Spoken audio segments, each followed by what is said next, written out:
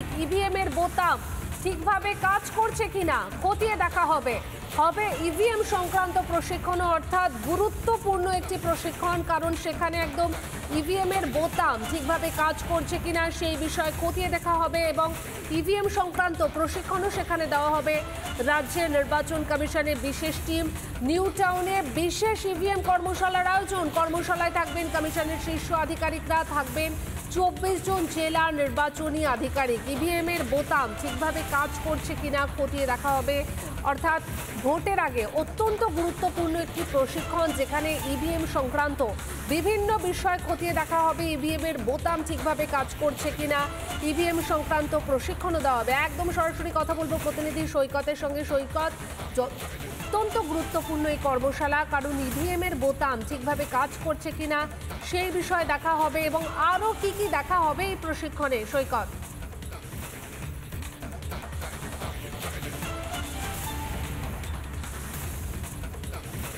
দেখো, আজকের এই যে ইভিএম নিয়ে কর্মশালা, মূলত এই ইভিএম নিয়ে আজকের যে ধরনের কর্মশালা হচ্ছে, যে ওয়ার্কশপ হচ্ছে, এটা কিন্তু এর আগে এই ধরনের ঘটনা কিন্তু ঘটেনি, অন্তত ইলেকশনের এতটা আগে। তার কারণ যে কোনো সময় আমাদের রাজ্যে ইলেকশন হলে ইভিএম নিয়ে, বিশেষ করে ফল বেরোনোর পরে, রেজাল্ট বেরোনোর পরে ইভিএম নিয়ে একটা অভিযোগ থাকে। মূলত বিভিন্ন রাজনৈতিক দলের থেকে এই অভিযোগগুলো করা হয়। সেই জন্য মুখ্য নির্বাচনী আধিকারিকের দপ্তর থেকে এটা আজকের ঠিক করা হয়েছে।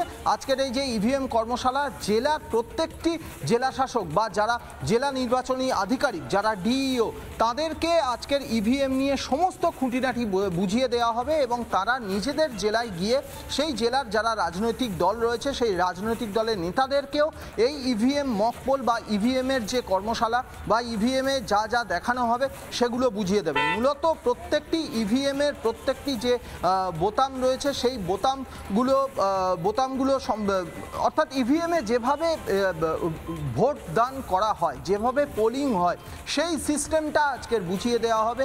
এবার নতুন একটা সিস্টেম, যেটা ইভিএম এর ফাংশন সম্পর্কে আজ বোঝানো হবে এই কর্মশালা থেকে। ধন্যবাদ সৈকত, পরে আবারও তোমার কাছে ফিরবো।